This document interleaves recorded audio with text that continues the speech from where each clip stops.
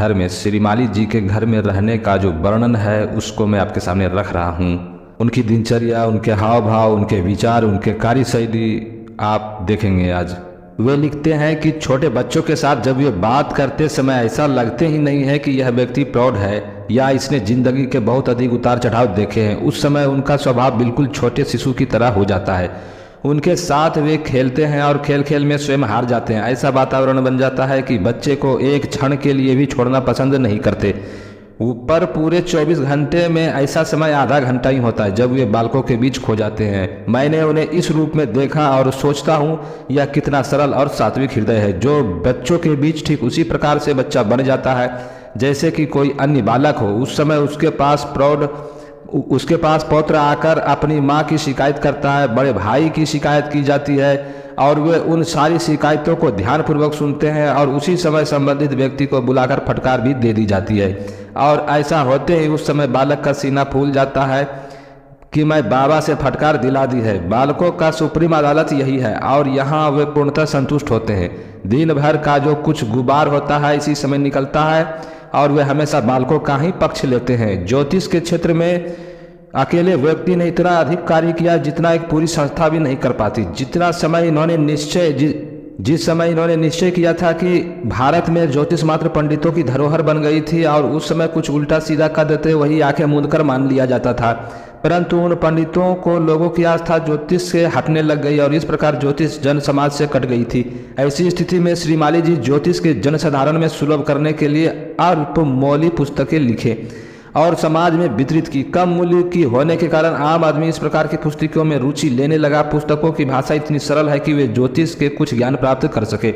इस वजह से देश में पुनः ज्योतिष की धारणा और इसके प्रति चेतना बनी। आज भारत जिस प्रकार से ज्योतिष पुनः लोकप्रिय हो रही है उसका बड़ा श्रेय इन्हीं व्यक्तित्व को जाता है।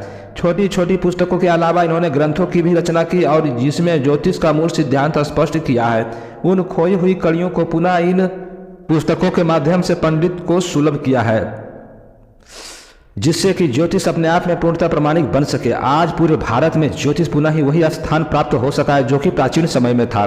ज्योतिषियों और विद्वानों ने श्रीमाली जी का आधुनिक नाम बारामिहिर की संज्ञा से विभूषित किया है। वास्तव में ही आधुनिक ज्योतिष जिस प्रकार से इन्होंने लोकप्रिय बनाया है, ज्योतिष लुप्त रहस्यों को उजागर किया है, उस दृष्टि से यदि इन्हें बारामिहिर कहा जाता है तो यह उचित ही है। वे आगे लिखते हैं, पंडित जी के मैंने कई रूपों को देखा और प्रत्येक रूप में अपने आप से बढ़ चढ़ कर है। ज्योतिष के क्षेत्र में उन्होंने अद्वितीय कार्य किया और जो कुछ ठोस कार्य हुआ है उससे आने वाली पीढ़ियां मार्गदर्शन प्राप्त कर सकेगी। इसके अलावा ज्योतिष के गणित फलित विषयों का संवेदन स्थापित किया। पंचांगों में जो विविधता और त्रुटियां थी उनको संशोधित कर सही पथ को स्पष्ट किया है। तांत्रिक क्षेत्र में यह व्यक्तित्व अद्वितीय है। मंत्र शास्त्र में इन्होंने उसकी मूल ध्वनि को स्पष्ट किया है क्योंकि मंत्र का मुख्य आधार ही उसकी मूल ध्वनि से संबंधित आरोह अवरोह है।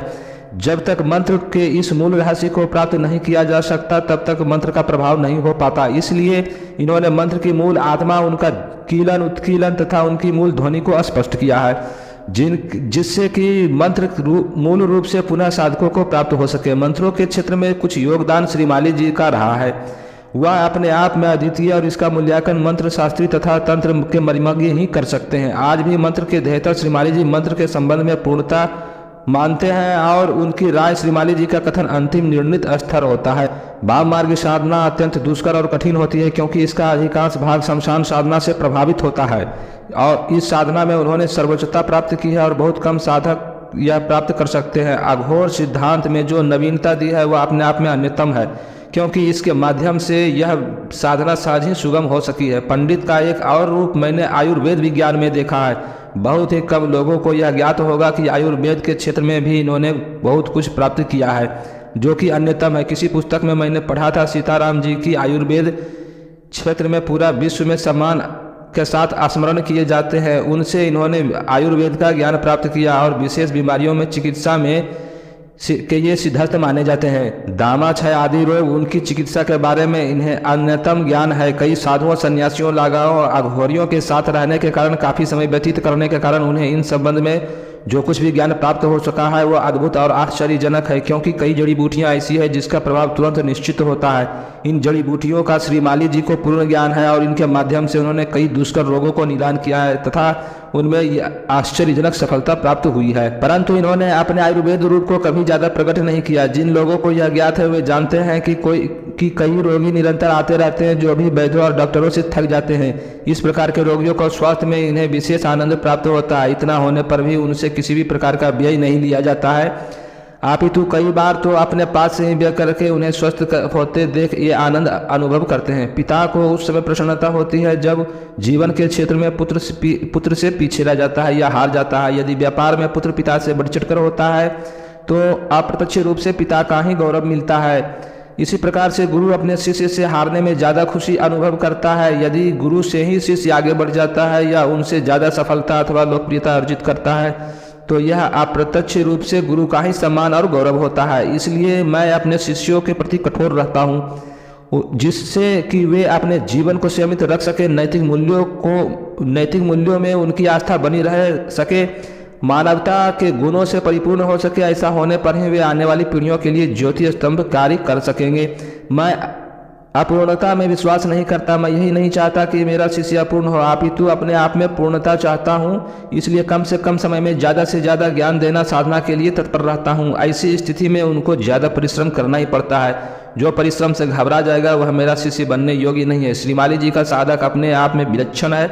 उन्होंने अपने भूगर्भ गृह में एक अलग ही साधना कक्ष है जिसमें अन्य किसी का भी प्रवेश पूर्णता वर्जित है। मुझे केवल 2 मिनट के लिए श्री माली जी के उनका साथ कक्ष में जाने का सौभाग्य प्राप्त हुआ और उन्होंने एक विचित्र विद्युत तरंगे उस कक्ष में अनुभव किया।